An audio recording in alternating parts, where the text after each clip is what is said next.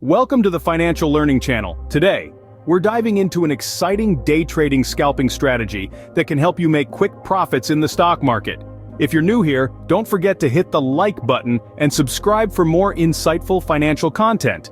Let's get started. Scalping is a popular day trading strategy where traders aim to make small profits on a large number of trades throughout the day. The key here is speed and efficiency. Scalpers capitalize on minor price changes and usually hold positions for a very short period, sometimes just minutes. This strategy requires a good understanding of market trends and, most importantly, the ability to read charts effectively. Let's talk about chart reading. As a scalper, you'll primarily use two types of charts: candlestick charts and line charts. Candlestick charts are particularly useful as they provide four key pieces of information: the opening price, closing price, high of the session, and low of the session. The body of the candle shows the opening and closing prices, while the wicks show the high and low. A green candle indicates a price increase, while a red candle indicates a decrease.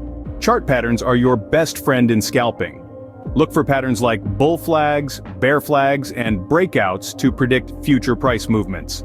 For instance, a bull flag pattern often indicates that prices might rise, presenting a potential buying opportunity for scalpers.